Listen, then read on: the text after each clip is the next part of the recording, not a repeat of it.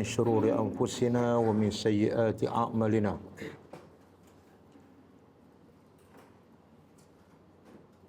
من يهده الله فلا مضل له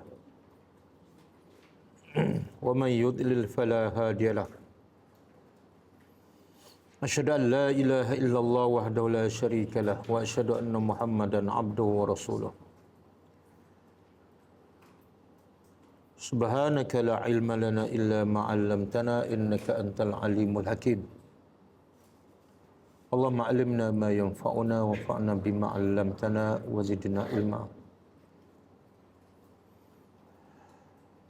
اللهم آت أنفسنا تقواها وزكها أنت خير من زكاها أنت وليها ومولاها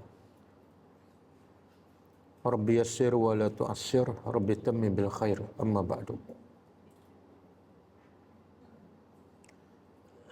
InsyaAllah kita sambung tadabbur surah Az-Zukhruf ayat 26.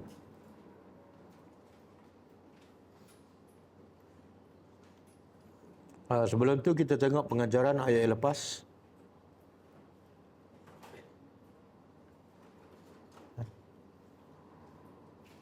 Ayat berapa? 23.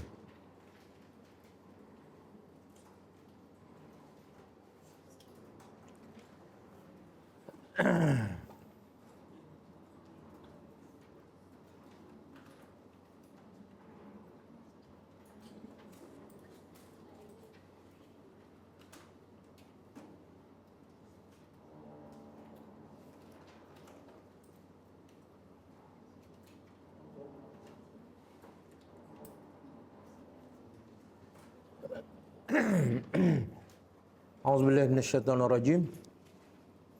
Wa kadzalika ma arsalna min qablika fi qaryatin min nadhirin illa qala mutrafuha inna wajadna aba'ana ala ummah wa inna ala atharihim muqtadun. Maksudnya, dan demikian itulah tidak kami utuskan dari sebelum engkau di mana-mana negeri daripada pemberi peringatan atau rasul kecuali akan berkata di kalangan pembesar-pembesar mereka yang kaya, sesungguhnya kami telah dapati nenek moyang kami di atas satu agama, satu pegangan, dan kami hanya mengikut mereka. Okey, pengajarannya. Pertama, ayat ini menghibur hati Rasulullah sallallahu alaihi wasallam. Ayat ini menghibur hati Rasulullah sallallahu alaihi wasallam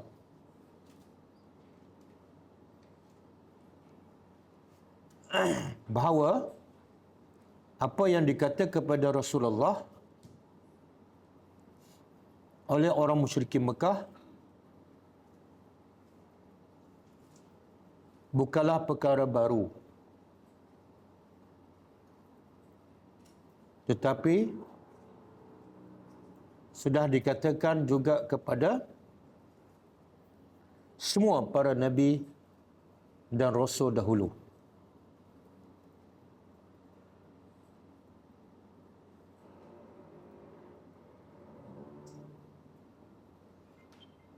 Yang kedua,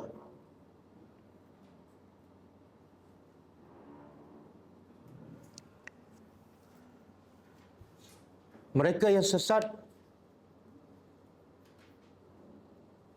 bersepakat di atas satu pegangan yang sesat dan satu matlamat, iaitu mengikut nenek moyang dan mendusta para rasul.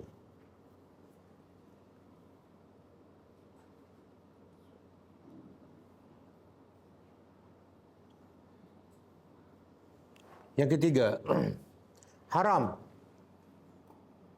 mengikut perkara yang batil. Haram mengikut perkara yang batil.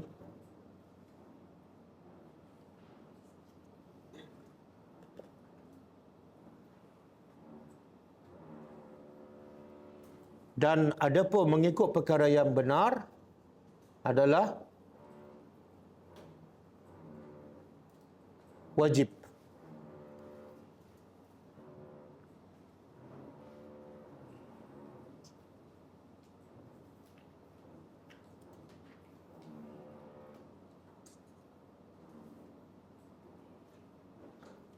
Tetapi sekiranya orang yang jahil mengikut perkara yang sesat,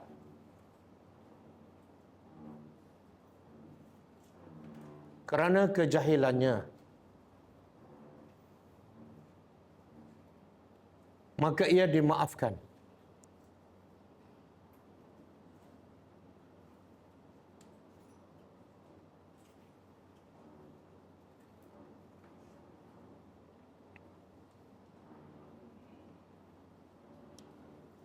Okey.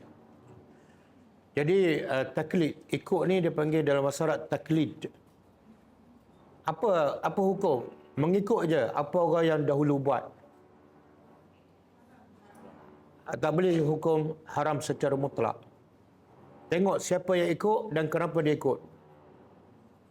Kalau dia ikut dalam keadaan dia jahil dan dia tak tahu nak tanya siapa, kecuali orang yang memang yang tak betul, maka dia ikut. Maka orang yang ikut itu tidak berdosa. Bukan haram. Sebab apa? Sebab dia tak tahu mana satu yang sahih. Tak ada siapa bagi tahu. Okey? Tapi dalam keadaan ada bukti, ada dalil, ada orang sampaikan, dia masih mengikut yang salah, hukumnya haram dan berdosa. Boleh faham? Macam mak bapak kita dulu. Banyak mereka buat benda yang tak betul kan? Tak berdosa. Tak berdosa. Jangan sedih.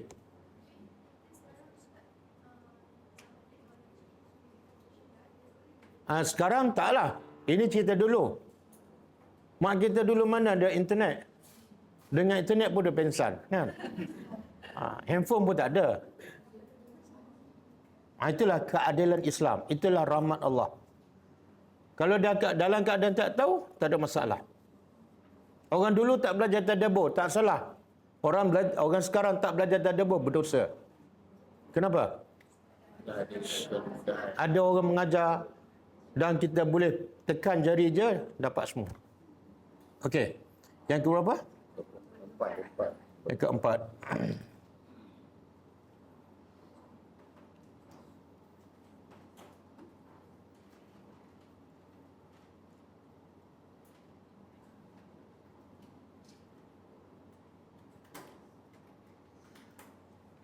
Sesiapa yang mendustakan para rasul, sesiapa yang mendustakan para rasul dan mengikut kebatilan,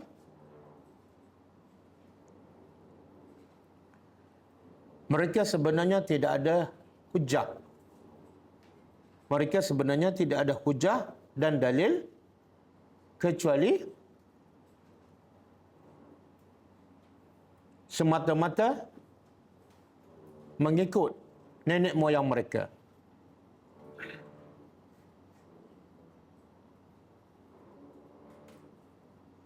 Dan itu sebenarnya bukan hujah. Dan itu sebenarnya bukan hujah. Katalah kita ikut apa yang orang tua buat kan? Orang tanya kenapa orang tua buat. Maka di akhirat besok Allah tanya, kenapa kamu buat yang ni? Kita pun jawab dengan jawapan yang sama. Saya buat ni sebab orang tua-tua dulu buat. Agak-agak lepas tak di akhirat? Tak. Kalau kita boleh ikut apa saja, Allah tak perlu hantar Rasul. Betul? Allah tak perlu turunkan Al-Quran. Sebab apa? Bebas nak ikut apa saja. Okey, yang ke habis. Terus. Ayat 24. Qala awalau ji'tukum bi'ahda mimma wajadtum alaihi aba'akum qalu inna bima ursiltum bihi kafirun. Dia berkata, iaitu Nabi Muhammad berkata, awalau ji'tukum, jikalau aku mendatangkan kepada kamu bi'ahda, dengan yang lebih betul, yang lebih jelas daripada apa yang kamu amalkan daripada nenek moyang kamu. Maka mereka jawab apa? Sesungguhnya kami dengan apa yang kamu diutuskan dengannya kami kufur. Boleh faham? Tak faham? Ayat ni dah tadabbur minggu lepas kan? Okey, pengajarannya. Pertama,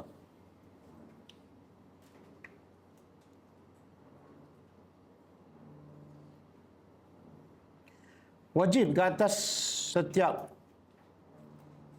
pendakwah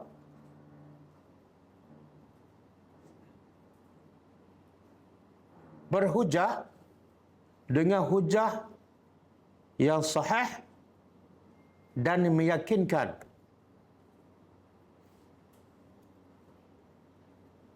Apabila berdakwah kepada mereka yang kufur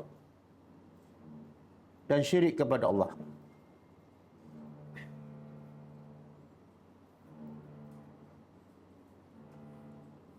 Boleh faham? Tengok ayat Al-Quran berhujah kan. Mula-mula mereka kata, kami sembah malaikat ni sebab apa? Sebab apa? Sebab takdir. Kami tak bersalah. Kemudian mereka kata apa? Kami sebenarnya ikut nenek moyang. Lepas tu Allah kata, okey, kalau didatangkan yang betul-betul lebih betul, kamu nak ikut yang mana? Jawapannya, kami kufur. Maknanya kita kena berhujah sampai mereka tak boleh nak jawab. Lepas tu kita nak hukum, hukumlah. Jangan dakwah pun tak, berhujah pun tak, terus hukum. Sesat. Faham? Okey, pengajaran pertama. Yang kedua,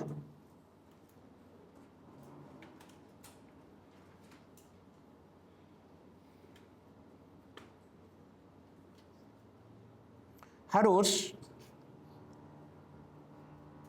melebihkan antara dua perkara yang satu tidak ada langsung kebaikannya.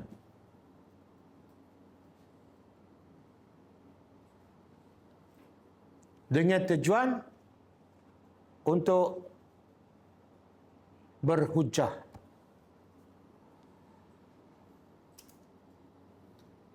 Boleh faham ke? Tak faham? Saya dah jelas minggu lepas. Kan ayat yang kita sedang bagi pengajaran ni, Allah suruh Nabi cakap pada orang musyrikin, okeylah, kalaulah yang kamu buat tu betul, ada sumber hidayat, tapi yang aku bawa ni, kata Nabi, lebih hidayat lagi. Sedangkan yang orang musyrikin langsung tak ada hidayat. Tapi seolah bila kita perbandingkan antara yang Nabi bawa dengan orang musyrikin amalkan, yang Nabi bawa lebih hidayat. Seolah yang mereka pun ada hidayat, cuma yang Nabi lebih. Faham tak? Padahal mereka kosong. Soalannya, boleh ke tak? Boleh. Dalam konteks apa ni? Dalam konteks kita nak berhujah. Kalau mereka dah degil sangat, mereka mendakwa mereka betul, okey. Okey. Kamu betul kan? Okey.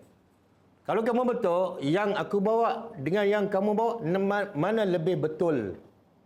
Mana lebih sahih? Dia akan jawab apa? Dia akan jawab apa? Macam orang kafir. Sebenarnya kami tak nak beriman dengan yang benar. Itu poin dia. Faham tak? Walaupun yang mereka buat tu memang betul-betul Salah, tak ada yang betul pun. Contohlah, contoh. Cuba buka surah An-Naml ayat 59. Surah An-Naml ayat 59.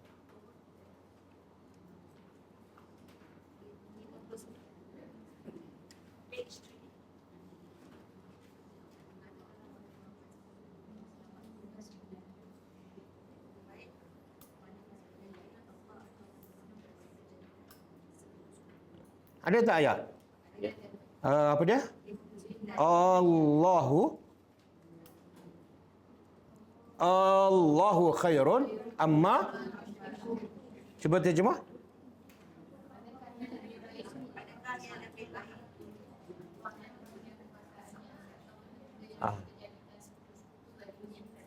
Maksudnya, adakah Allah lebih baik daripada apa yang kamu syirikkan? Itu macam ada perbandingan kan?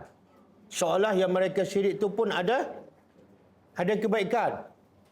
Tapi sebenarnya ada tak kebaikan? Tak ada.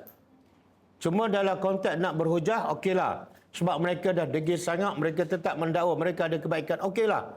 Okey. Tapi antara yang Allah dengan yang kamu, mana lebih besar kebaikannya? Pasti mereka akan jawab apa? Mereka akan jawab yang Allah. Kecuali mereka degil. Mereka kata, okey, kami memang tak nak beriman. Jangan cakap banyak. Okey.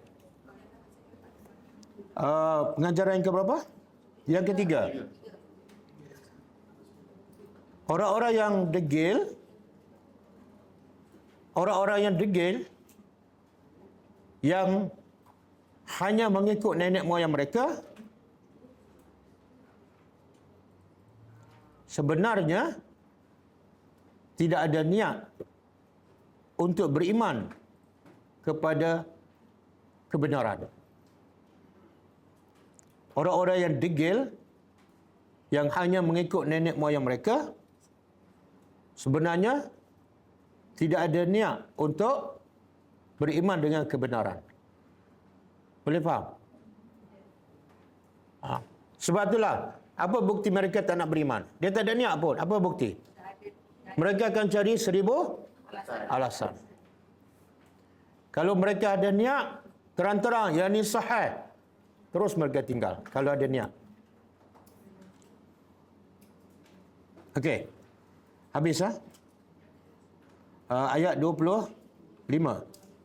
Fantaqamna minhum fansur kaifa kana aqibatul mukazzibin. Lalu kami membalas dengan menurunkan azab kepada mereka. Maka perhatilah bagaimana akibat mereka-mereka yang berdusta. Pengajaran pertama, ayat ini menerangkan kebesaran dan kekuasaan Allah Subhanahu wa ta'ala, yang boleh menurunkan azab kepada manusia yang kufur bila-bila masa dan di mana-mana sahaja.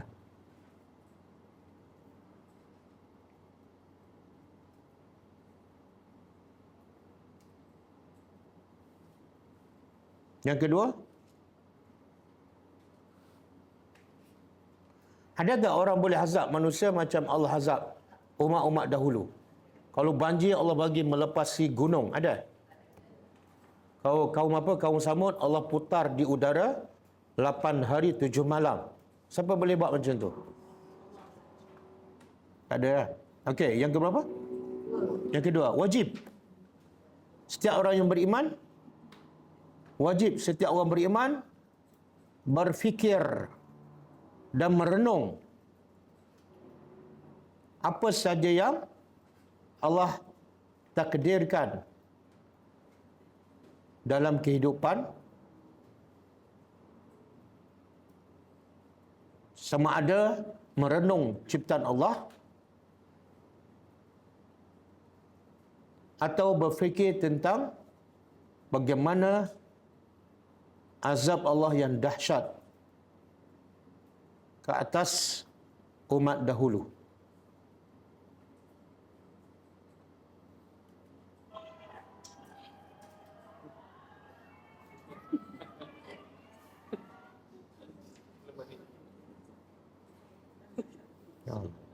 Selingan. Okey, yang ketiga.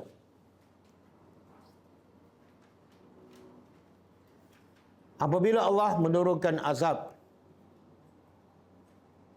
kepada mereka yang dusta,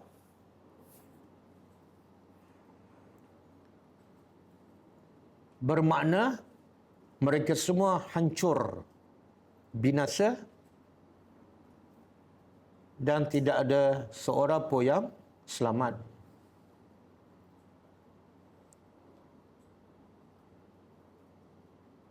Walaupun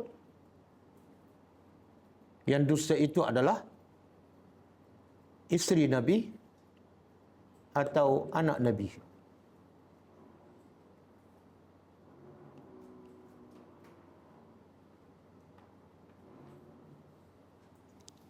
Okey. Kita sambung tadabbur.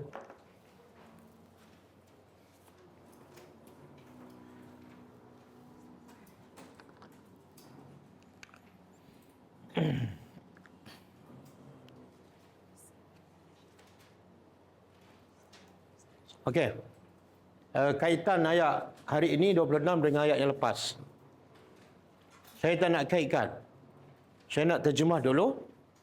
Kemudian saya nak minta pelajar yang kaitkan. Sebab asyik saya je yang kaitkan. Okey, waiz. Dan bila iz ada satu lagi perkataan, uzkuru. Bila sebut is, ada satu perkataan yang tak disebut dalam ayat tu. Iaitu is, ingatlah. Ingatlah pada uzkuru, ingatlah. Ini fi'il amar, perintah. Jadi Allah perintah pada Nabi dan siapa saja orang beriman, wajib kamu ingat apa yang dah disebut ni. Bukan wajib baca. Ingatlah ketika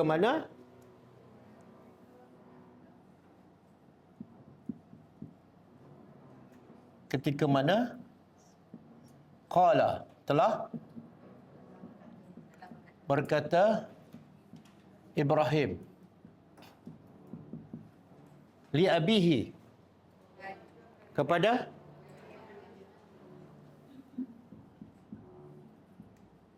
bapaknya. Bapaknya beriman ke kufur? Apa namanya? Ha? Tak tahu. Kenapa tak tahu? Allah bagi tahu. Dan kita dah baca pun berkali-kali. Tapi sebab kita tak perasan, kita kata tak tahu. Allah sebut dalam Quran nama bapa Nabi Ibrahim AS. Tengok tak berani jawab kan. Padahal kita baca berkali-kali ayat tu. Namanya ialah Azar.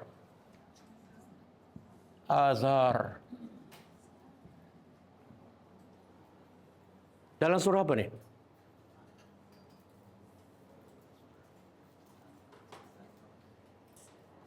Cuba cari.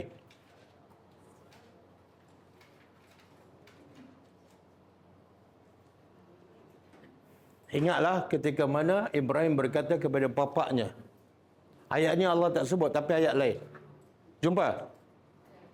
Surah Al-An'am ayat 74. Cuba tengok betul tak? Surah Al-An'am ayat 74. Page 135. 175. 137.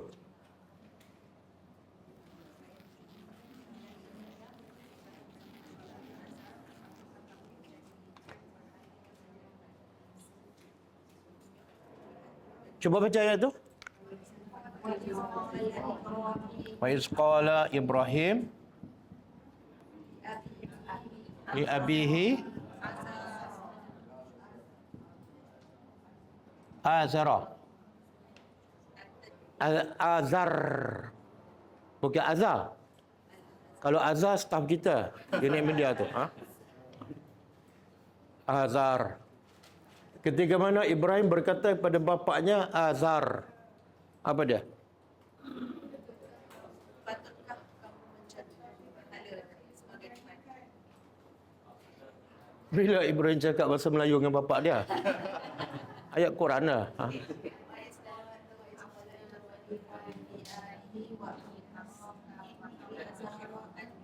Atattakhizu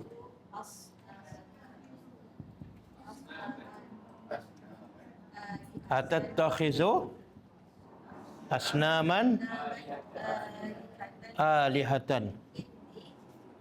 Inni bara'ah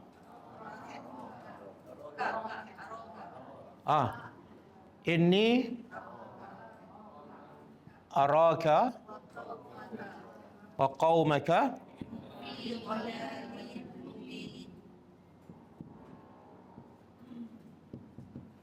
Okey. Ketika mana Ibrahim berkata kepada bapaknya. Ini Ibrahim berdakwah pada bapaknya. Iaitu bapaknya bernama Azar. Atattakhizu, adakah patut kamu menjadikan asnaman berhala-berhala sebagai Tuhan-Tuhan? Adakah patut? Dalam ayat lain Allah kata ata'buduna ma tanhitun. Adakah patut kamu sembah apa yang kamu pahat? Kan berhala dia pahat dulu kan. Lepas pahat, lepas penak, lepas lembek sembah. Pelik kan? Jadi adakah patut kamu menjadikan berhala sebagai Tuhan? Ini sesungguhnya aku araka. Aku melihat engkau ni wa qaumuka dan kaum engkau sekali fi dhalalin mubin dalam kesesatan yang nyata.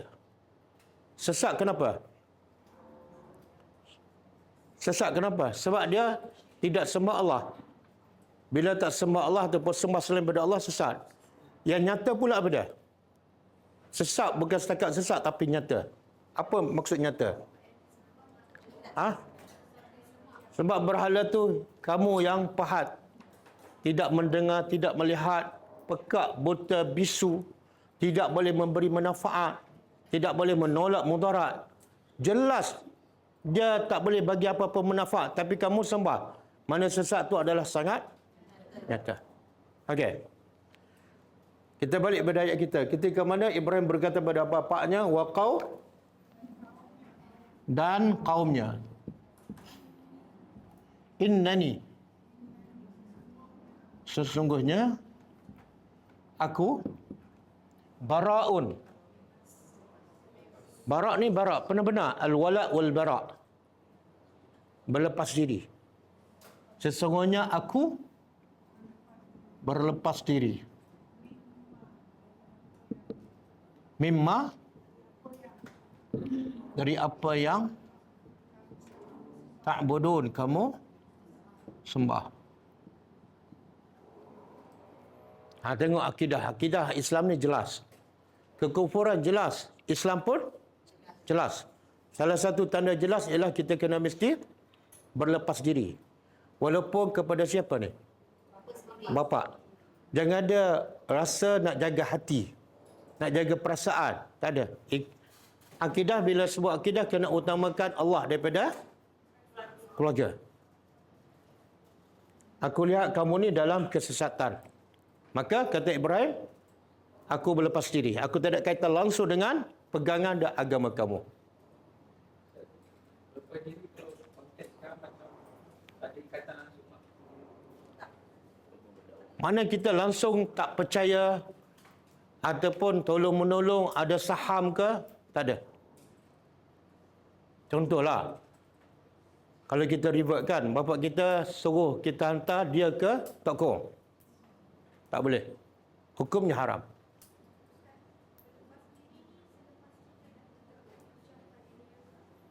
Setelah kita berdakwah lah. Ibrahim dah berdakwah ni, banyak ayat-ayat lain. Surah Maryam, surah Ibrahim. Jangan apa-apa lagi, aku berlepas diri. Apa dah? Berlepas diri je lah. Tak boleh. Biar dia jelas. Yang dia buat tu salah. dan yang benarnya apa dia. Tapi dia degil juga, barulah berlepas diri. Okey. Habis ayat 26. Okey sekarang. Apa cerita sebelum ni, cerita tentang apa? Sebelum ayat 26. Allah berhujah dengan orang musyrikin dengan macam-macam hujah dan mereka tak ada hujah. Mereka tetap berdegil. Alasan mereka hanya satu benda. Ikut nenek moyang kan? Tiba-tiba sebut cerita Ibrahim. Apa kaitan dengan yang lepas? Sebab kawan Nabi Ibrahim pun cakap benda yang sama. Dia kata dia ikut apa yang nenek moyang dia sembah. Bukan. Bukan. Kaum musyrikin mengaku beriman dengan Nabi Ibrahim. Ya? Kaum musyrikin mengaku beriman dengan Nabi Ibrahim. Kaum musyrikin mengaku beriman dengan Nabi Ibrahim. Ibrahim. Jadi? Tapi dia ikut. Ha? Dia ikut. Kan hujah orang musyrikin, mereka semua berhala sebab ikut nenek moyang mereka. Tiba-tiba sebut Ibrahim. Kenapa tak sebut Nabi Musa? Kenapa tak sebut Nabi Nuh? Habis Nabi Nuh bukan nenek moyang. Kita sebenarnya keturunan siapa ni? Keturunan Nabi Ibrahim kan Nabi Nuh? Tak, keturunan semua. Kita keturunan semua. Okey, tengok kita tahu tak orang-orang tiga golongan, orang musyrikin, orang Yahudi dan orang Nasrani. Mereka semua ni mendakwa bahawa Nabi Ibrahim beragama mereka. Kenapa? Nama Nabi Ibrahim satu nama yang sangat terkenal di kalangan masyarakat. Yahudi ke, Nasrani ke, musyrikin, semua klaim Ibrahim agama kami. Kenapa? Sebab Ibrahim nama dia cantik, nama dia baik. Jadi kalau dia sandar agama mereka pada Ibrahim, agama mereka nampak cantik. Orang Yahudi dikata Ibrahim sebenar asalnya agama Yahudi. Orang Nasrani berkata Ibrahim asalnya agama Nasrani. Orang musyrikin pun sama. Ada dalil. Buka surah Ali Imran. Ayat surah Ali Imran 67.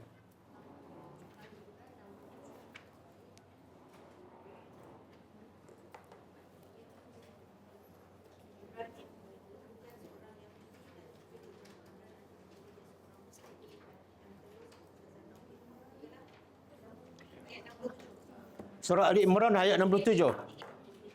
Cuba terjemahan dia.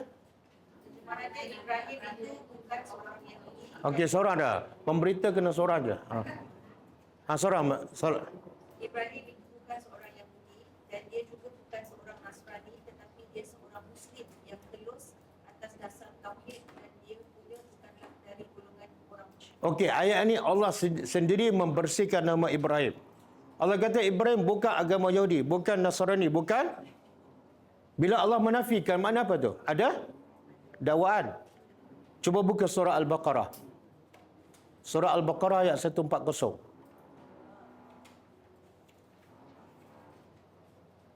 Page 21. Ha? 67. Al-Baqarah 140. Buka surat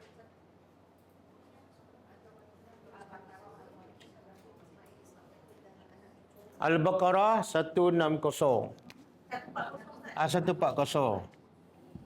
Al-Baqarah 140. Yang tadi Ali Imran 67. Okey. 140 Baqarah. Allah kata apa? Atau pernahkah kamu mengatakan sesungguhnya Ibrahim, Ismail, Ishak, Yakub dan anak cucunya mereka semua ialah orang Yahudi atau orang Nasrani, padahal agama mereka telah pun ada sebelum adanya agama Yahudi atau agama Nasrani. Katakanlah wahai Muhammad, adakah kamu yang lebih mengetahui atau Allah, dan siapakah yang lebih zalim daripada orang yang menyembunyikan saksi yang telah diberikan Allah kepadanya, dan ingatlah Allah tidak sama sekali lalai tentang apa yang telah kamu lakukan. Okey, ayat ni Allah nak bagi tahu apa ni? Orang Yahudi klaim Ibrahim adalah agama Yahudi kan? Nasrani pun sama, mendakwa Ibrahim agama Nasrani. Kemudian Allah jawab apa?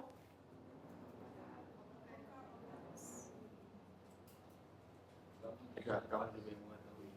Ya? Adakah kamu yang lebih Allah bagi satu soalan aja. Sebenarnya antara Allah dengan kamu, sebenarnya siapa lebih tahu? Siapa lebih tahu tentang agama sebenar Nabi Ibrahim? Bila bagi soalan kepada mereka, mereka pasti akan jawab apa? Allah. Jadi kalau Allah lebih tahu, Allah kata apa tadi? Surah Ali Imran. Surah Ali Imran ayat 67. Ibrahim bukan agama Yahudi, bukan agama Nasrani dan bukan musyrikin. Okey? Kita balik pada ayat kita. Jadi kenapa tiba-tiba cerita Ibrahim? Sebab hujah orang musyrikin sembah berhala ialah ikut nenek moyang. Maka Allah nak bagi hujah yang betul-betul pukulan maut. Okey, antara nenek-nenek moyang-moyang kamu tu, yang paling mulia siapa? Ibrahim. Tapi Ibrahim cakap apa pada bapa dia? Jangan semua mahal.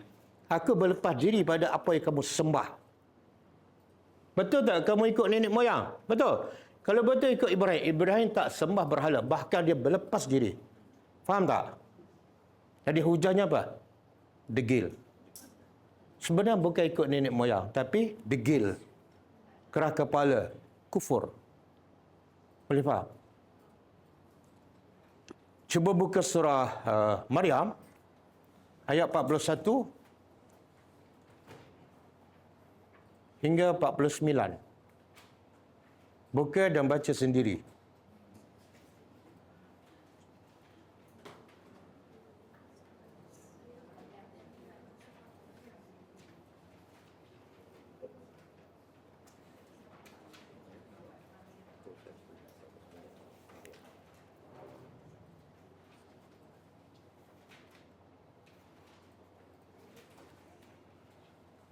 Dah habis baca ke tak jumpa lagi? Dah jumpa dah? Dah baca dah? Apa dia cerita tu? Berhujah dengan ayah dia kan? Mana Ibrahim sangat-sangat tak suka penyembahan berhala. Betul tak? Sehingga Ibrahim kena halau. Betul kan? Ayat yang last kali. Ibrahim kena halau bapa dia sebab apa? Sebab Ibrahim berdakwah pada bapa dia, jangan sembah berhala. Tiba-tiba orang musyrikin mendakwa, kami ni agama Ibrahim. Bila Ibrahim sembah berhala? Boleh faham? Okey, kalau benda yang sama berlaku, contohlah orang buat benda yang bukan sunnah. Kita bawa dalil kan? Dia kata ni orang-orang dulu buat. Jadi orang dulu takkanlah salah. Mak bapak kita, ustaz-ustaz kan? Kita guna ayat yang sama, hujah. Okey. Antara orang-orang dulu, Nabi termasuk tak orang dulu? Okey, antara atuk kamu, moyang kamu, orang dulu dengan Nabi, siapa lebih mulia? Siapa yang lebih tepat? Jadi kalau hujah kamu betul ikut orang dulu, ikutlah Nabi sebab Nabi termasuk orang dulu. Faham? Kenapa orang dulu yang kamu ikut terhenti setakat tu je? Zaman Jepun. Boleh faham tak? Nak ikut orang dulu, bagus. Saya sangat setuju. Tapi orang dulu yang terbaik siapa? Rasulullah. Okey?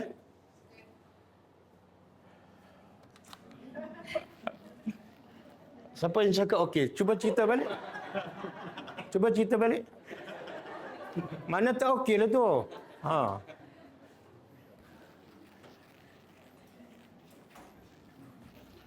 Lain kali jangan cakap okey sebelum okey betul-betul.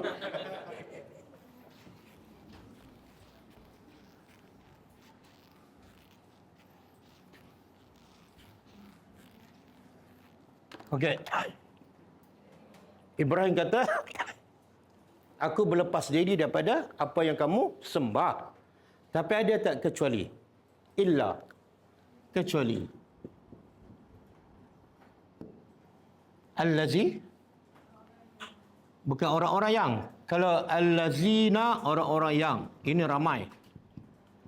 Ini allazi saja. Yang seorang. Kecuali yang. Fatarani. Telah mencipta aku.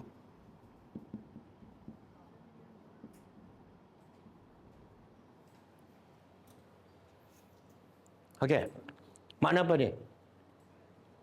Aku berlepas diri, aku tak ada kaitan langsung dengan apa yang kamu sembah, kecuali kalau ada kamu sembah Allah, yang tu aku tak berlepas diri. Tapi dia tak kata illallah. Dia kata apa? Illa allazi. Beza tak?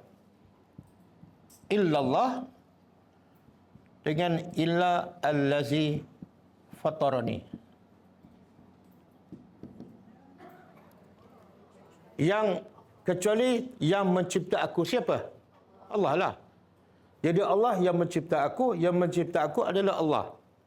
Benda yang sama. Tapi soalannya kenapa Ibrahim tak guna perkataan Allah? Ibrahim guna perkataan allazi fatarani. Ha? Ibrahim nak bagi tahu yang aku sembah ni memang patut sangat disembah sebab dia cipta aku. Yang kedua, Ibrahim nak tempelak orang musyrikin. Yang kamu sembah berhala tu berhala cipta kamu ke? Bahkan kamu yang buat berhala lagi tak logik, betul? Tapi kalau sebut illallah, seolah macam tak ada sebab. Kenapa sembah Allah? Tak ada sebab. Tapi kalau sebut aku sembah yang mencipta aku, ada sebab tak kita sembah dia?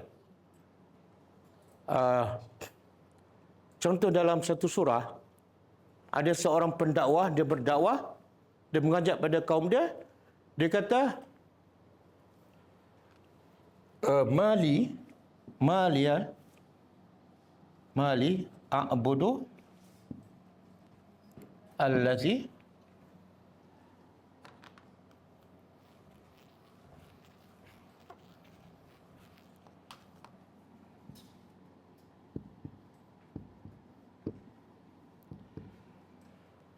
pernah dengar tak ayat ni? Mali allazi a'budu allazi fatarani. Kan saya tulis salah? Tak pernah dengar? Tak pernah baca?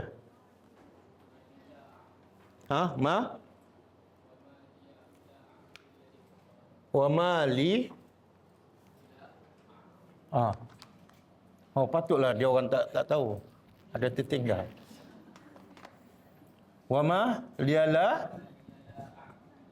a'budul ladzi fatarani wa ilaihi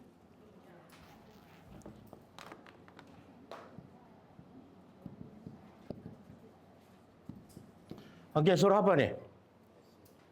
Surah apa? Surah Yasin, tak perasan? Surah Yasin ni. Saya tak tambah ayat ni memang daripada surah Yasin. Oh, baca selama ni tak pasal ayat ni. Perasan. Okey, cuba terjemah sikit. Siapa yang dah 50 kali khatam Yasin? Cuba terjemah. Kuat-kuat sikit.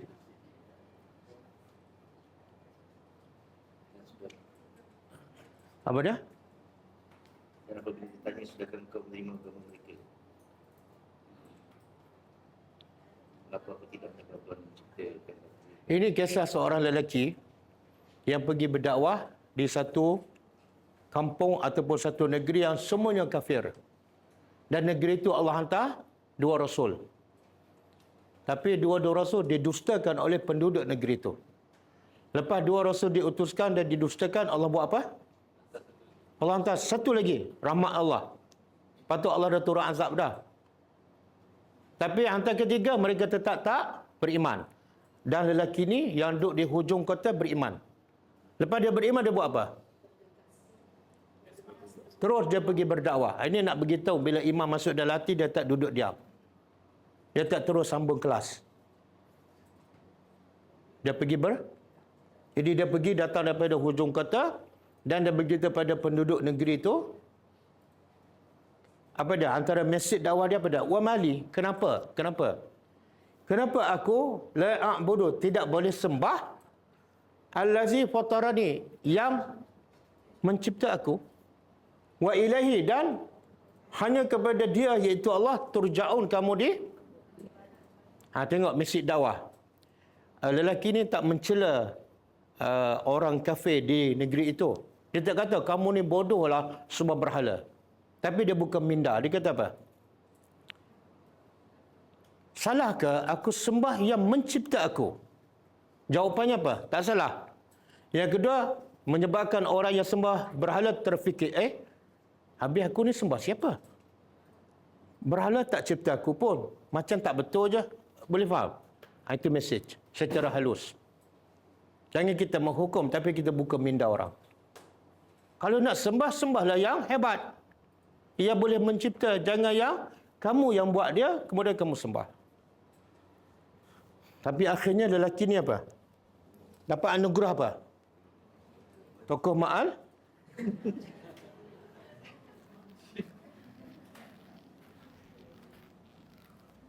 Tahu dapat apa?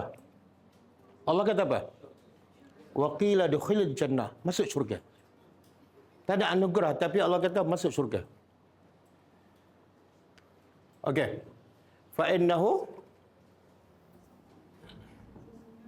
maka sesungguhnya dia sayahdini. Apa dah? Akan memberi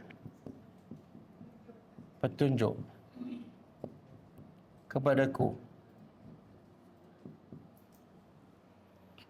Allah, Nabi Ibrahim bagi tahu dua sebab. Kenapa dia sembah Allah dan dengan Allah dia tak berlepas diri. Dua sebab. Pertama, apa dia? Dia mencipta. Yang kedua, Allah ni bukan sekadar cipta, tapi Allah pandu kita, bimbing kita sampai kita masuk syurga. Jadi kenapa nak sembah yang tak ada faedah? Boleh faham? Sebab itulah bukti Allah, lepas Allah cipta, Allah tunjuk jalan ke syurga. Apa dah?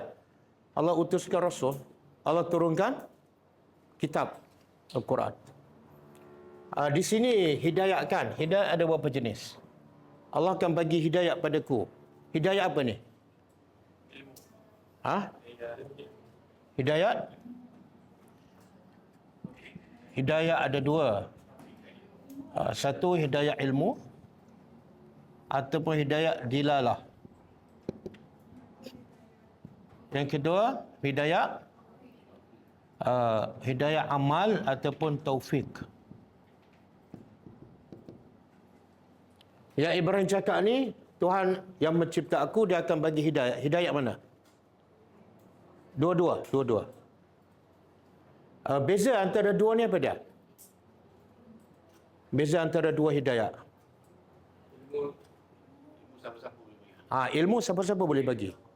Saya sedang memberi hidayat pada semua pelajar. Betul? Setuju? Jangan kata, ustaz ni nak bagi ajaran sesat ni. Cuba buka surah Asy-Syura ayat 52. Surah Asy-Syura ayat 52.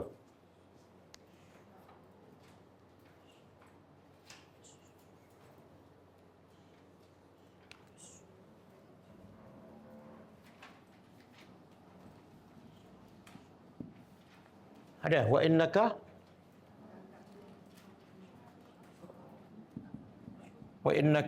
ada? Wa innaka latahdi ila siratin mustaqim.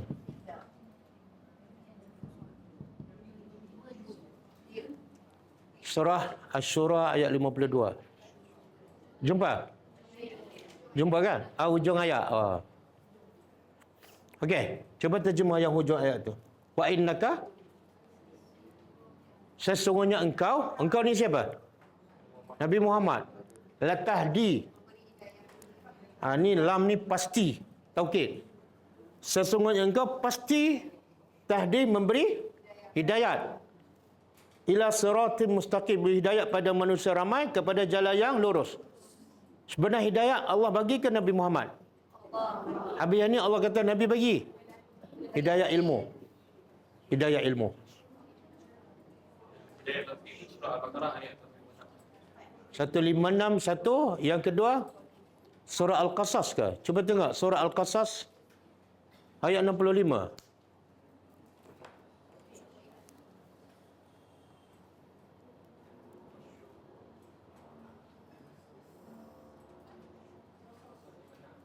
Ha? 56 betul. Surah Al-Qasas ayat 56. Wa innaka innaka la tahdi man ahbabta walakin Allah yahdi man yasha. Tengok terjemahan. Innaka, sesungguhnya engkau, la tahdi. Tadi la tahdi, sekarang la. Sesungguhnya engkau Muhammad tidak boleh tahdi, memberi hidayah. Yang ni Allah kata apa? Engkau pasti boleh bagi hidayah. Yang ni kadang-kadang ayat macam ni mengelirukan kalau kita tak belajar. Sekejap Allah kata Nabi Muhammad boleh bagi hidayah, sekejap Allah kata tak boleh. Faham? Tapi yang Nabi boleh bagi hidayah, hidayah mana? Ilmu. Yang Nabi tak boleh bagi hidayah, hidayah apa? Amal ataupun taufik. Sebab tu Allah kata apa? Sesungguhnya engkau tidak boleh bagi hidayah pada siapa man ahbabta. Pada siapa yang orang yang engkau suka. Engkau suka macam mana pun, kalau mereka tak nak hidayah, Allah tak bagi.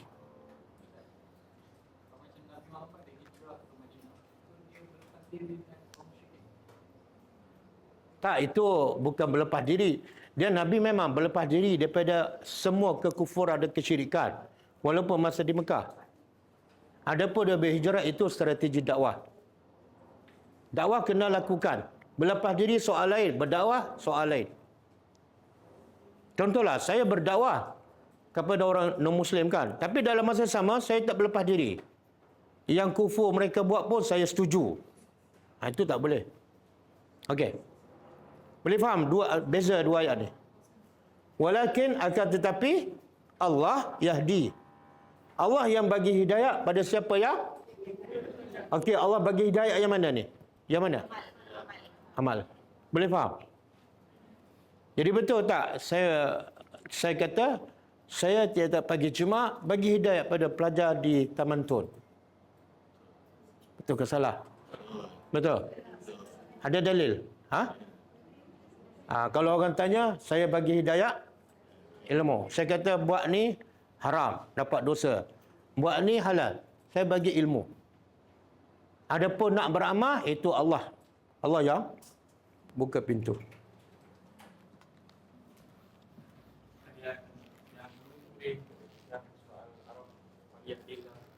Boleh? Banyak sangat. Ya Allah bagi hidayah, ayatnya banyak sangat.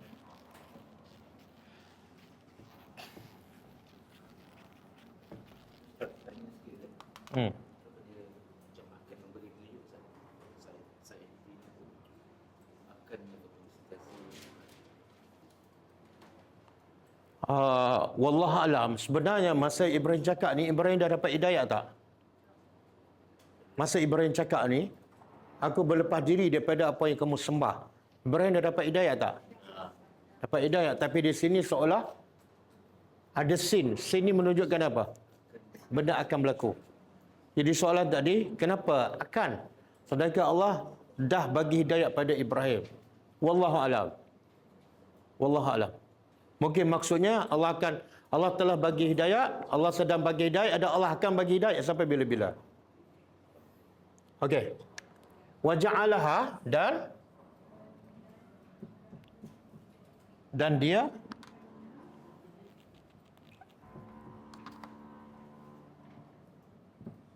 dia menjadikannya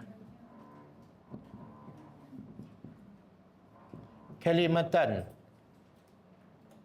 Kalimah di sini apa maksud dia? Kalimat tauhid. Dari mana? Ada ahli tafsir mengatakan kalimah di sini refer ni, ayat ni. Innani bara'un. Sesungguhnya aku berlepas diri daripada apa yang kamu sembah. Itu sebenar kalimat tauhid. Aku hanya sembah Allah sahaja. Yang syirik-syirik aku tak nak masuk campur. Ini kalimah ni.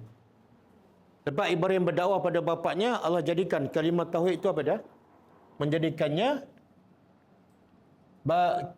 kalimah tauhid baqiyah. Baqiyah apa dah? Kekal. Fi aqibihi. Pada keturunannya ataupun zuriatnya. Zuriatnya ni ada balik pada siapa? Ibrahim. Apa maksud ayat ni? Ada satu ayat.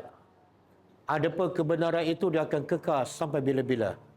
Adapun kebatilan itu dia akan hilang macam buih di laut. Okey? Jadi Ibrahim nak bagi tahu, aku sembah Tuhan yang cipta aku, yang akan sentiasa bagi hidayah pada aku, dan kalimah tauhid yang akan kekal sampai bila-bila. Ibrahim cakap ni bila? Zaman dia. Tapi akhirnya kalimah tauhid sampai tak zaman orang musyrikin Mekah? Sampai tak? Siapa yang bawa? Nabi Muhammad. Ini maksud kekal. Dan sampai tak ke hari ini? Dan sampai tak sampai hari kiamat? Di mana baqiyah kekal. Allah sebut dalam surah apa ni? Yuriduna liyutfi'u nurallah. Wallahu mutimmu nurihi walau karihal kafirun. Mereka nak padam cahaya agama Allah. Dengan apa? Dengan mulut mereka. Macam Allah nak beritahu satu benda yang mustahil. Siapa yang nak sekat Islam adalah satu benda yang mustahil. Macam kamu nak padam cahaya matahari.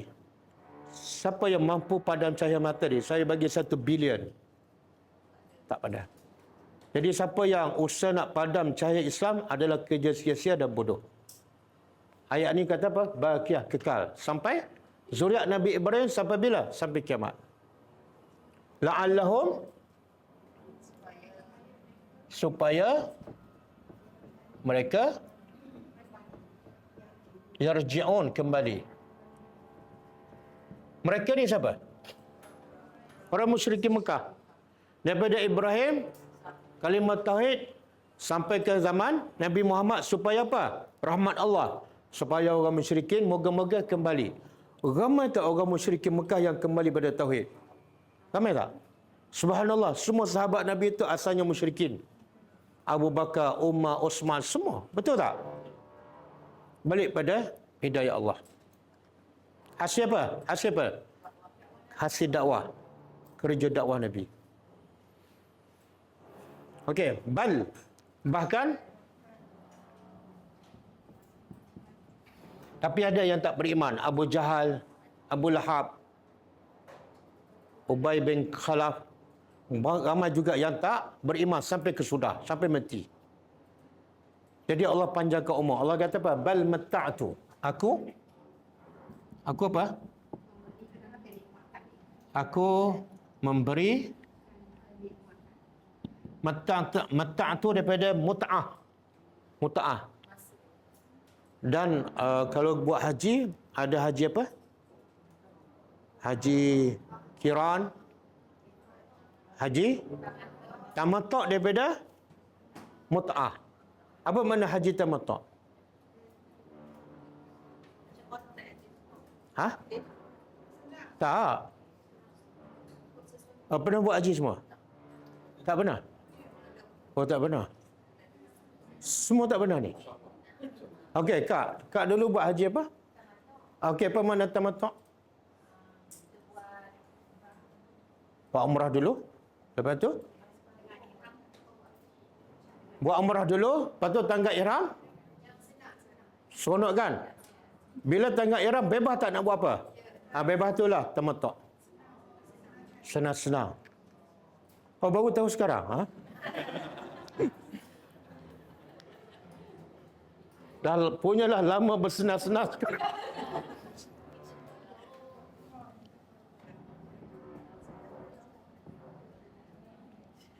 Bahkan aku memberi kesenangan, kemewahan.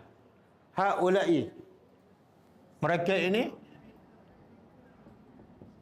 ini siapa ni? Orang-orang musyrikin Mekah yang degil tak beriman. Wa aba'ahum, dan nenek moyang mereka yang sembah berhala sekian lama.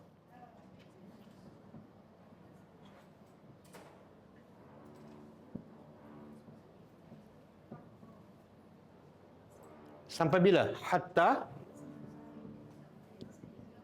sehingga ja'ahum, telah datang kepada mereka al-haq, kebenaran. Apa maksud kebenaran di sini? Ada pendapat mengatakan Quran, ada pendapat mengatakan Islam. Dua-dua betul. Kebenaran dan datangnya Rasul yang nyata ataupun jelas. Okey, apa maksud ayat ni? Apa yang Allah nak bagi tahu?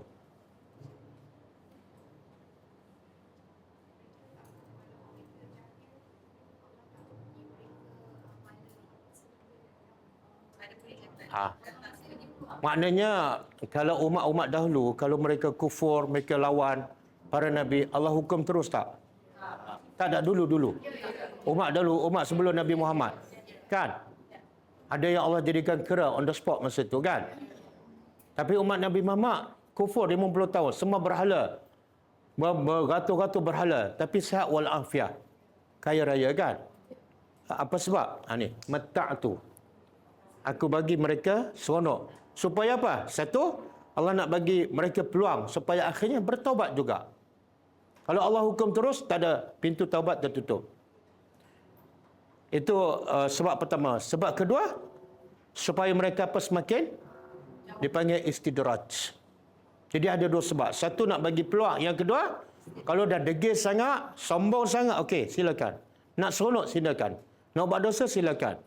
Tapi akhirnya dosa semakin banyak, azab pun semakin besar. Cuba buka surah Luqman. Ayat 24.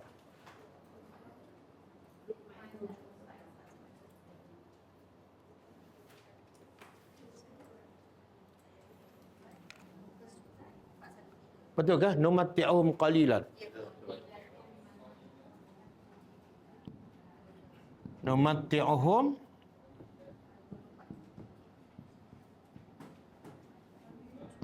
qalilan summa nattarruhum.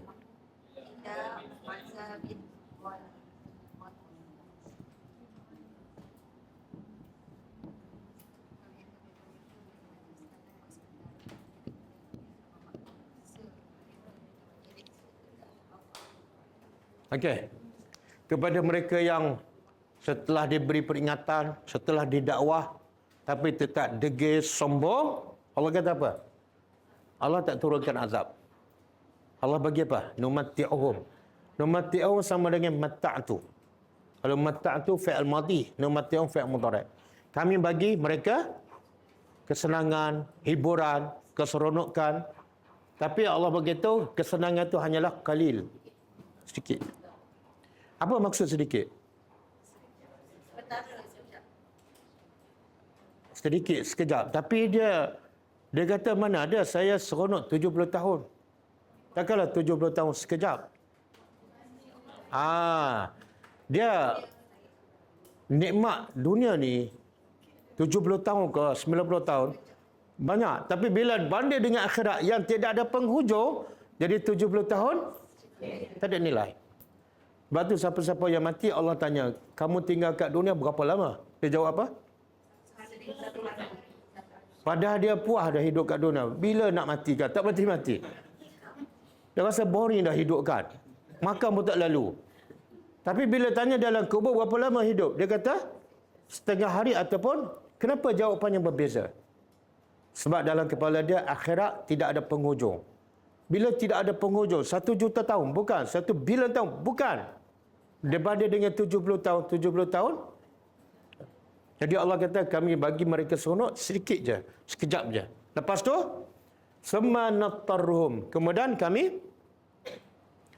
paksa mereka kepada azab yang keras. Tengok Allah guna perkataan, kami paksa. Masa kami bagi seronok, Allah tak kata kami paksa. Sebab seronok semua manusia suka. Betul? Tapi kalau azab, manusia suka tak? Maka Allah kata kami paksa. Semua tak nak masuk azab. Boleh faham? Jadi, pengajaran untuk kita apa dah? Orang beriman sebenar bila sepatutnya dia seronok di akhirat. Jadi siapa yang seronok awal tu takut-takut tak dapat seronok kat sana. Jadi berhati-hati ya siapa yang seronok tu. Boleh kan? Ustaz, takkan tak boleh seronok langsung? Boleh. Tapi janganlah sampai seronok tu sampai tahap sombong, lupa tanggungjawab kita kepada Allah, tanggungjawab pada manusia yang lain. Okey, cuba buka surah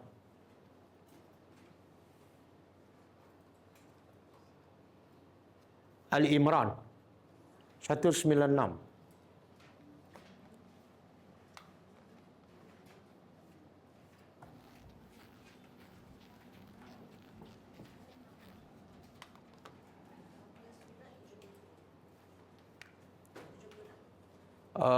Wala yaghurrannaka. Betul? Wala yaghurrannaka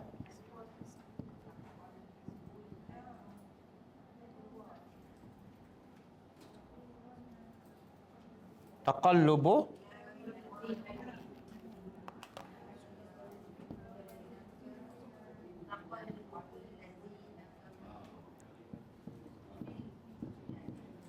taqallubul ladzina kafaru fil bilad.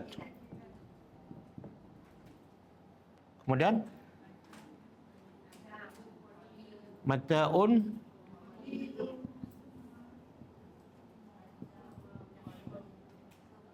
summa ma'wahum wa bi'sal mihad. Okey. Sebelum kita terjemah ayat ni, macam mana cuba bayangkan keadaan Nabi ketika berdakwah di Mekah dengan keadaan orang musyrikin. Siapa yang hidup senang? Musyrikin. Siapa yang hidup mewah? Orang musyrikin. Siapa yang disanjung-sanjung? Siapa yang buat kerja Allah? Nabi Muhammad. Jadi macam tak seimbang kan? Nabi buat kerja Allah, tapi yang dapat kelebihan siapa? Abu Jahal, Abu Lahab kan? Jadi kalau kita duduk tempat Nabi kan, kita ada tak rasa macam tak adil je. Aku buat kerja Allah pagi petang siang malam, tak dapat upah, tapi kena maki, kena halau, hidup susah. Yang tu lawan Tuhan. Allah bagi senang, kaya, mewah. Kalau kita duduk tempat Nabi, kita ada rasa tak? Macam mungkin kecewa ke? Ada ke? Ada sikit je. Kalau Nabi Muhammad dengar tak tahu. Maka Allah nak pujuk hati Nabi. Allah kata apa? Wala yaghurrannaka. Jangan kita ambil di sini dulu. Taqallub. Taqallub daripada qalbun. Apa makna qalbun? Qalbun ni berbolak-balik. Sebab tu hati dinamakan qalbun. Sebab hati ni cepat sangat berbolak-balik. Pagi lain, petang lain. Petang lain, malam lain. Betul? Kadang-kadang pagi lain, pagi pun lain pula. Kan? Pukul 8 lain, 8.30 lain dah. Tadi nampak okey, ni nampak macam bengis je. Sebab tu, Nabi selalu baca doa. Doa apa ni? Minta Allah tetapkan hati yang selalu berbolak-balik. Apa doa tu? Ya muqallibal qulub, sabbit. Wahai Tuhan yang membolak-balik hati manusia 24 jam. Tetapkan, teguhkan hatiku di atas. Nabi pun baca. Kita jangan tak baca. Saya rasa lepas balik umrah hati saya dah teguh lah Ustaz. Okey. Taqallub. Di sini bukan berbolak hati. Tapi allazina, ada tertinggal. Allazina kafaru fil bilad. Berbolak-balik orang-orang kafir di negeri. Al-bilad negeri. Apa maksud berbolak-balik? Orang Mekah ni sumbernya apa? Berniaga ke mana? Ke mana? Sekejap ke Syam, sekejap ke Itu dipanggil taqallub, berbolak-balik. Nih. Berulang alik. Orang-orang kafir di negeri Mekah sehingga mereka hidup senang, la yaghurrannaka, jangan menipu daya engkau. Faham tak? Macam saya lah. Saya buat kerja dakwah, penat letih. Tak kaya-kaya pun. Yang menentang dakwah saya kaya. Saya rasa apa? Ya Allah, kenapa aku buat kerja engkau? Kenapa aku yang susah? Kenapa aku yang dimaki? Kan? Maka Allah nak pujuk. Kekayaan orang-orang kafir yang menentang aku, jangan sampai kamu terkesan. Kenapa?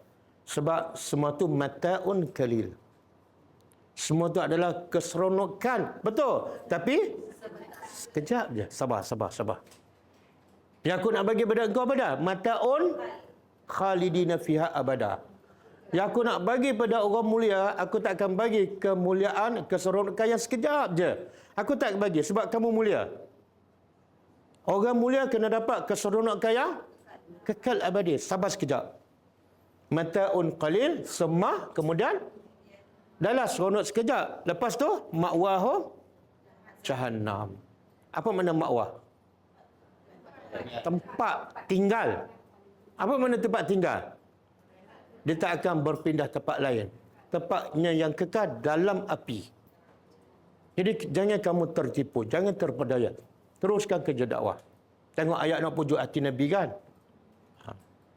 Tapi ayat ni memujuk tak hati kita? InsyaAllah. Tapi semua senang-senang kan?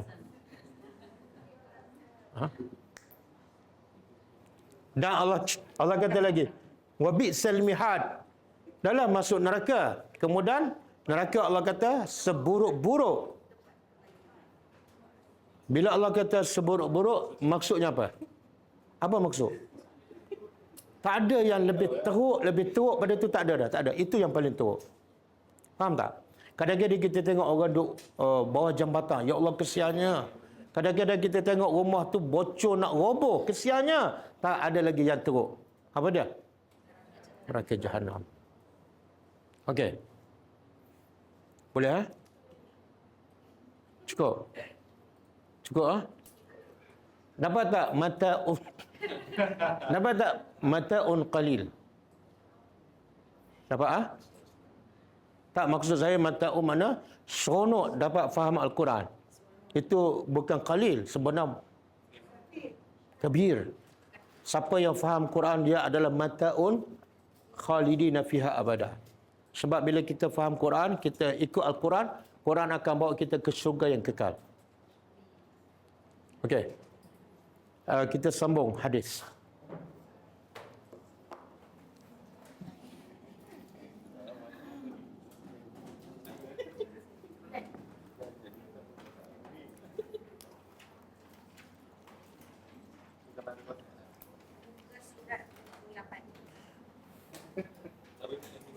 Hadis muka surat 28.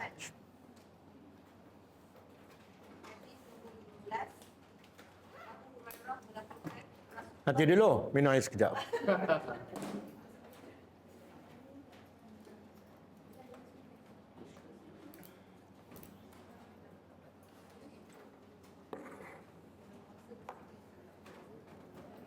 Okey.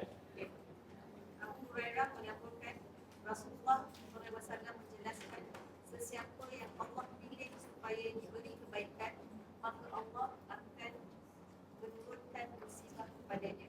Direkodkan oleh Bukhari. Macam sekali lagi pakai mic ya. Abu Hurairah melaporkan Tak dengar apa? Ada. Oh, untuk suara dalam live. Okey. Abu Hurairah melaporkan Rasulullah SAW Sallallahu alaihi wasallam. sesiapa yang Allah pilih supaya diberi kebaikan, maka Allah akan menurunkan musibah kepadanya. Direkodkan oleh Bukhari. Okey, saya kena tulis ada ni.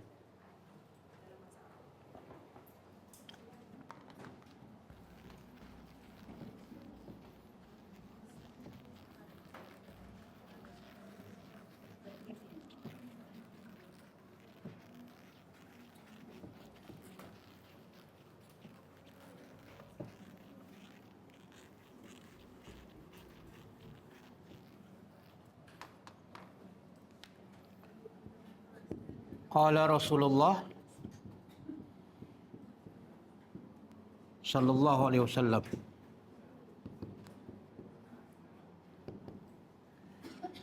man yuridillahu bihi khairan yusibhu.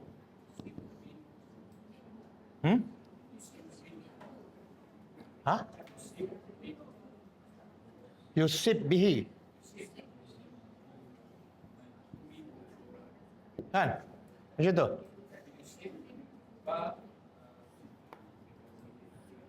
Yusib minhu.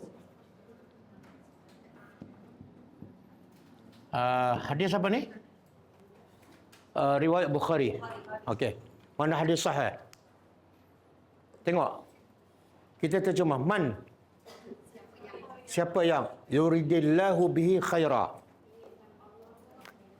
Siapa yang Allah yurid, nak. Nak dengannya, dengan orang tu. Siapa yang Allah nak, orang tu khaira, jadi baik. Siapa yang Allah nak, orang tu jadi baik. Apa Allah buat? Yusib minhu. Allah bagi? Tak, itu hadis lain. Itu hadis lain. Ada satu hadis yang nak sama, cuma hujung berbeza. Yang satu lagi, man yuridillahu bihi khairan yufaqihu fid din.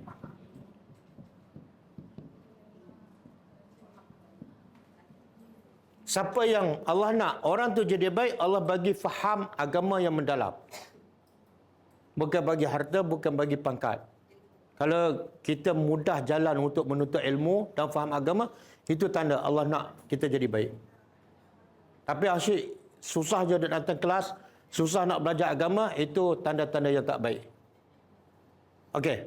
Yang ni pula, siapa yang Allah nak dia jadi baik, Allah bagi musibah.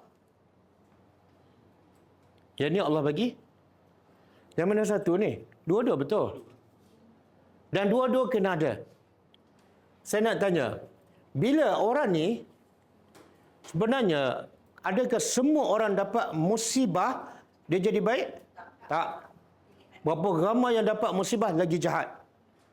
Lagi jauh daripada Allah. Betul kan? Sebab itulah maksud hadis ni kena gabung dengan maksud ada yang lain. Yang Nabi kata, aku rasa kagum dengan orang beriman. Semua urusannya baik. Bila Allah bagi nikmat, dia bersyukur. Syukur tu baik. Dan bila Allah bagi musibah, dia sabar. Sabar tu baik. Jadi hadis tu kena gabung dengan hadis ni.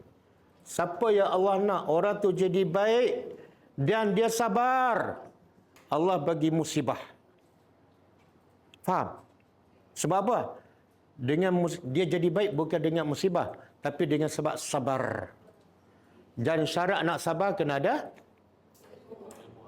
Dua-dua ni tak boleh dipisahkan. Nak sabar kena ada kefahaman agama. Yang biasa tak sabar sebab tak ada ini, betul? Cepat meletih, cepat marah, cepat merajuk. Betul kan? Okey. Sebab itulah bila kita ada ilmu, Nabi pun rasa kagum dengan orang beriman. Semua baik, senyum je. Sakit pun senyum. Sihat pun senyum. Miskin pun senyum. Kaya pun senyum. Dapat kereta baru pun senyum. Kereta kena langgar, hancur pun senyum. Boleh macam tu? Oh, susah. Kenapa susah? Sebab kurang tafaqquh fid din. Saya nak tanya, analogi kan, kita ada kereta baru, BM. Harga berapa biasa BM? 300,000. Oh, ke atas tu mungkin 1 juta. Okey, katalah 500,000. Okey? Baru beli. Tiba-tiba orang langgar. Baru 2 hari, plastik tak buang lagi.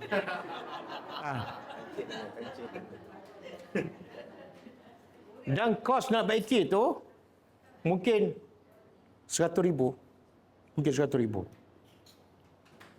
Kalau kita tak sabar, apa kita dapat? Apa kita dapat? Bila tu dapat kos nak baikikan, ataupun mungkin bila claim insurans. Tapi kita susah juga tak? Pahala dapat?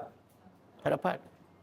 Tapi kalau kita sabar, pahala yang paling besar dalam semua ibadah apa dia? Sabar. Okey. Pahala sabar sama tak dengan nilai 100,000? Jadi kalau kamu cerdik, sabar. Oh, hilang 100,000. Rupa-rupanya Allah nak bagi pahala yang tidak ada batas. Senyum tak? Senyum. Sebab apa? Sebab ada ilmu. Kalau tak ada ilmu, ya Allah, aku kumpul daripada kecil lagi. Baru 2 hari. Mata buta ke? Habis. Habis. Ha? Wire habis. Ha? Ketuk kepala.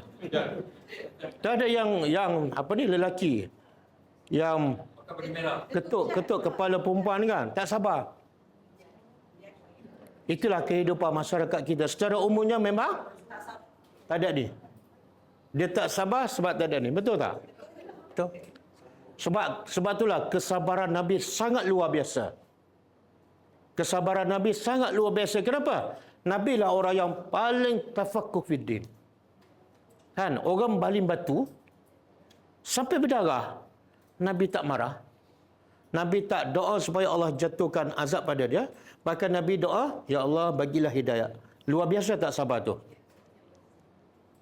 Jadi orang langgar BM kita 2 hari, ya Allah bagilah hidayah. Biar dia datang kelas tadabbur. Pernah tak doa macam tu?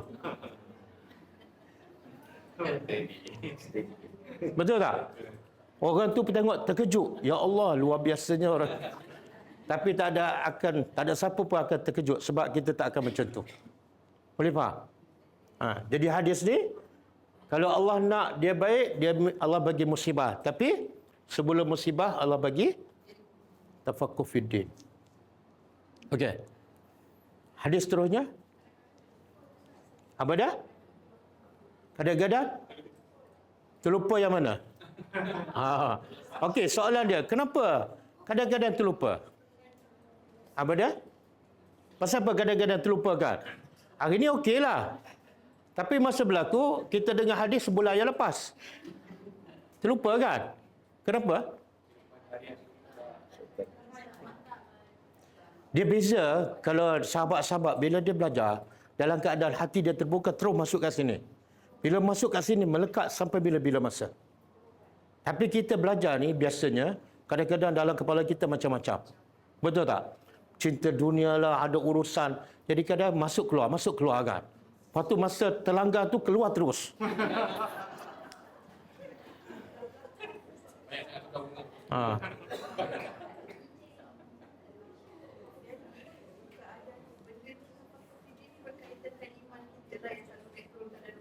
Ya.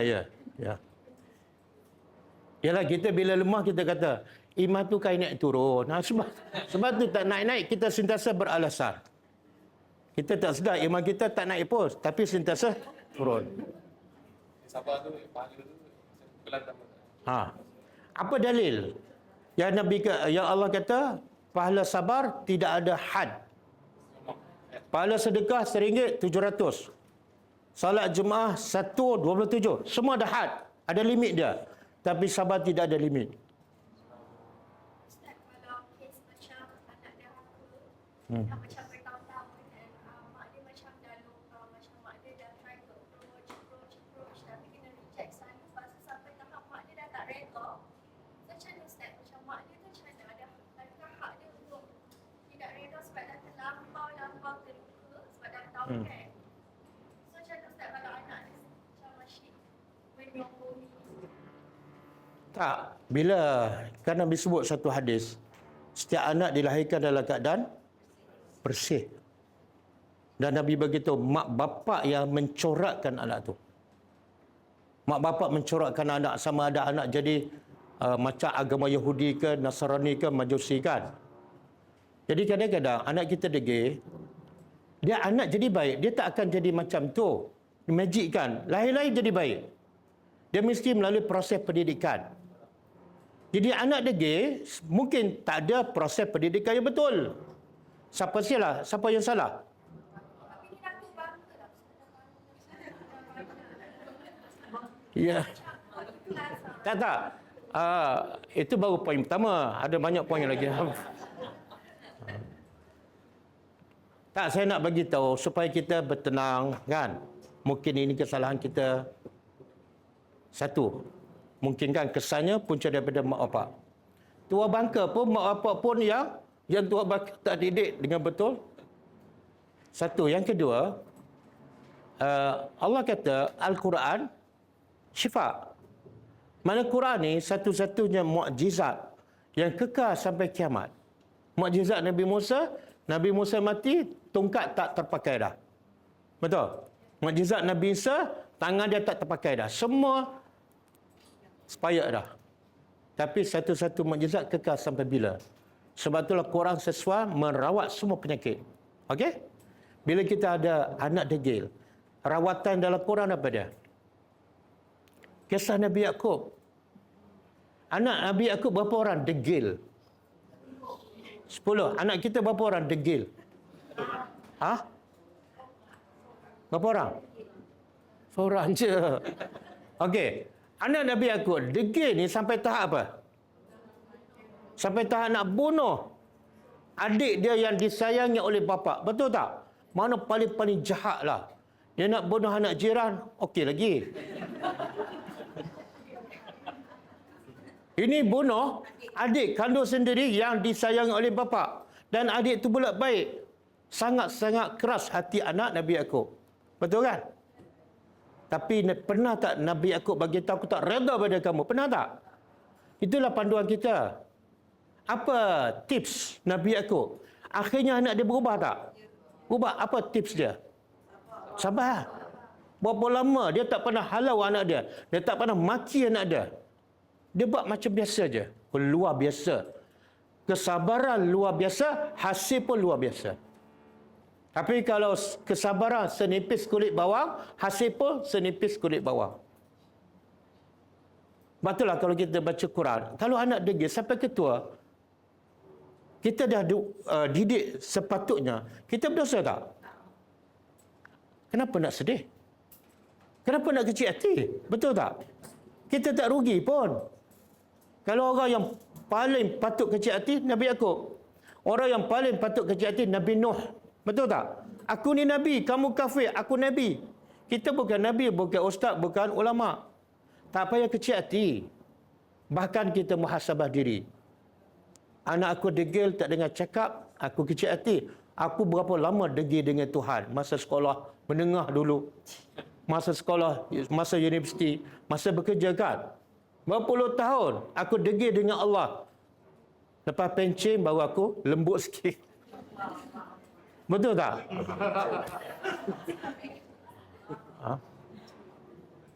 Jadi siapa-siapa yang anak tak dengar cakap, kalau punca dia salah, dia kena muhasabah, dia kena bertobat. Tapi kalau punca dia dah buat terbaik, punca memang anak, jangan sedih apa-apa. Allah tak akan bebankan apa yang kamu tak mampu. Betul tak? Kalau anak Nabi Nuh pun ke neraka, jangan kita nak paksa anak kita jadi baik dan masuk syurga. Siapa kita? Jangan kecil hati. Okey. Kadang-kadang dengan kita sabar, kita buat macam biasa, kadang-kadang boleh melembutkan hati anak kita. Tapi kalau tindak balas kita, dia keras, kita keras, lagi dia susah nak berubah. Macam mana aku nak berubah? Macam mana saya nak berubah, mak? Mak ni kasar dengan saya, degil, macam benci sangat dengan saya. Macam mana saya nak sayang pada mak? Betul tak? Kadang-kadang puncanya datang daripada kita. Okey. Jadi semoga yang tua bangka sebelum mati berubah.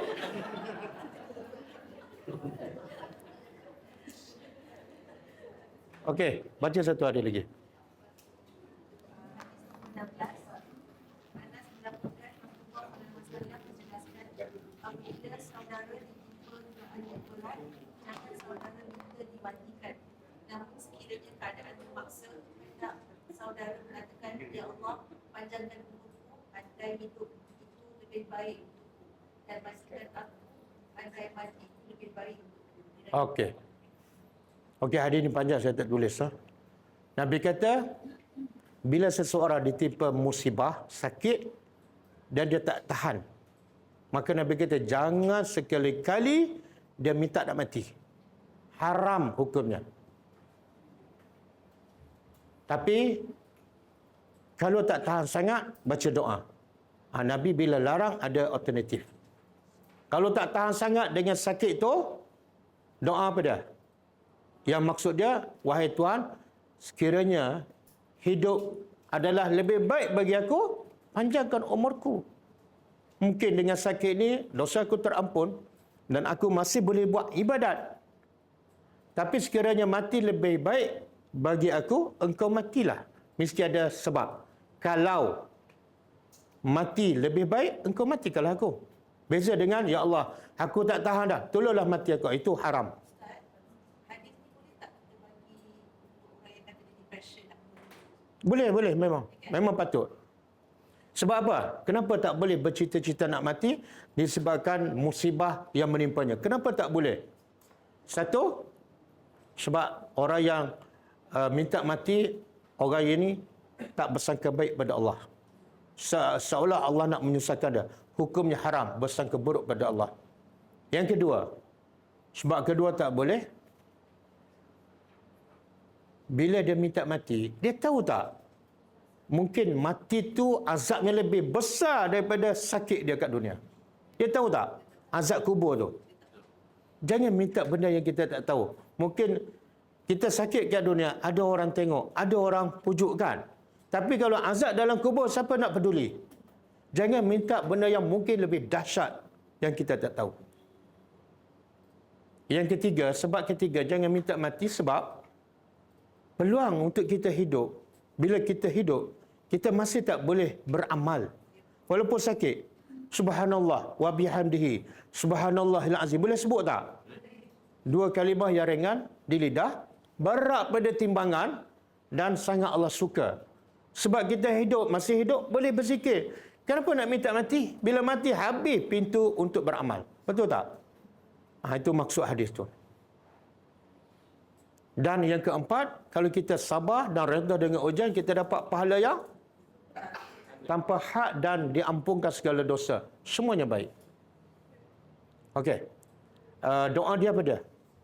Boleh tulis doa ni.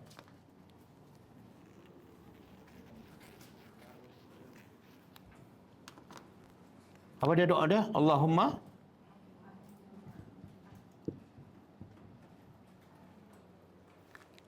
siapa yang ada teks Arab?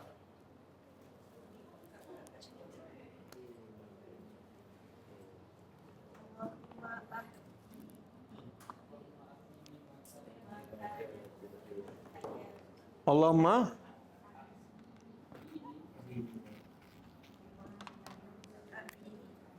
Allahumma ahyini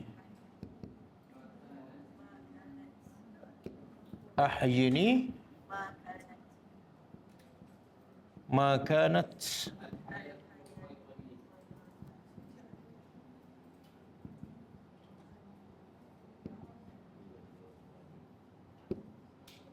khairan li wa tawaffani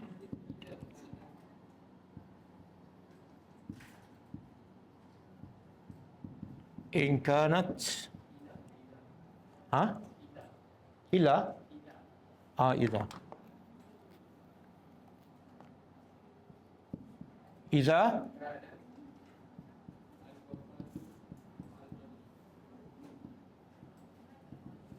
al-wafatu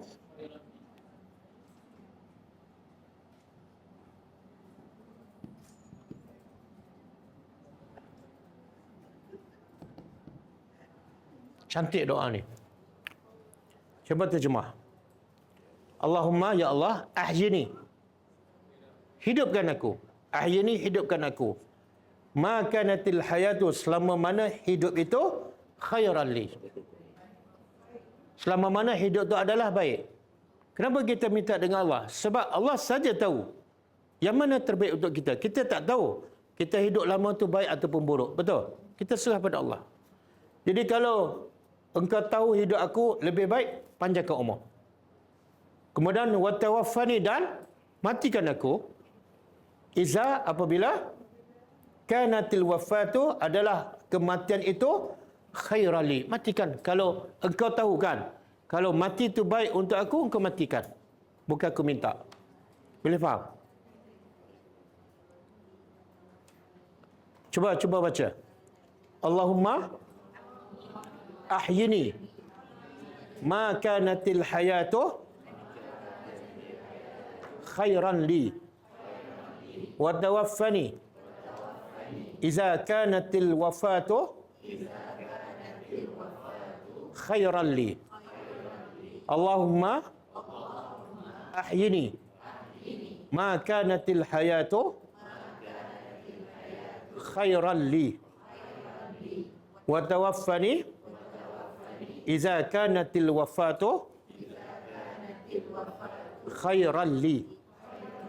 Ini baca ada sabdu khairan li.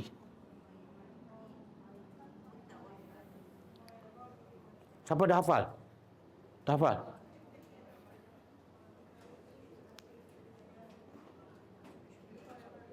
Ambil gambar dah? Dah. Tapi makna dia sekali lah, jangan hafal style orang Melayu. Suka hafal doa Arab, tapi tak faham. Dia makna boleh tengok dalam buku terjemahan tu.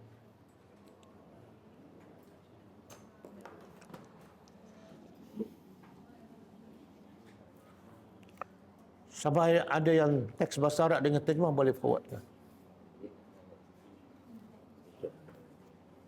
Okey, cukup ah? Cukup. Ada soalan?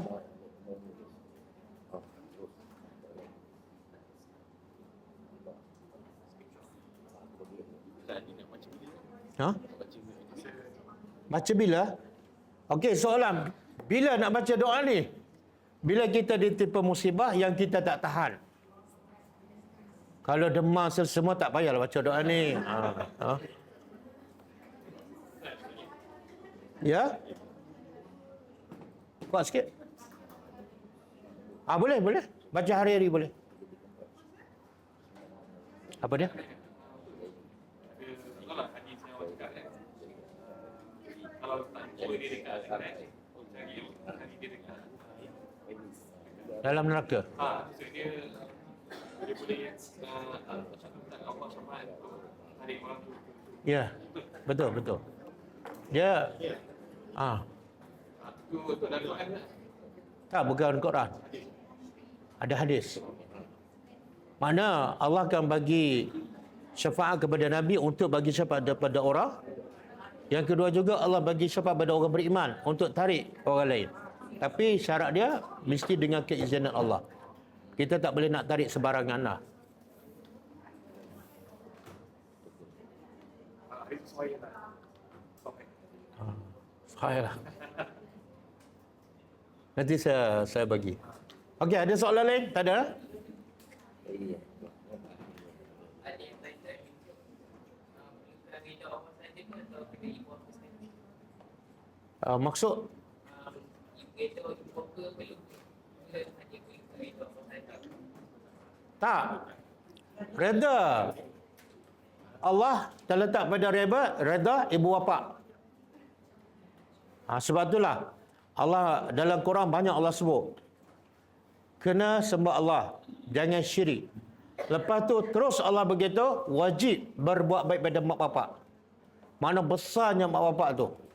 Bahkan satu hadis lain Nabi kata, tidak akan masuk syurga siapa yang derhaka pada mak bapak. Mana wajib dapat redha mak bapak. Tapi bila tu? Selagi mana mak bapak kita taat pada perintah Allah lah. Kalau mak bapak kita suruh yang bercanggah, tak boleh.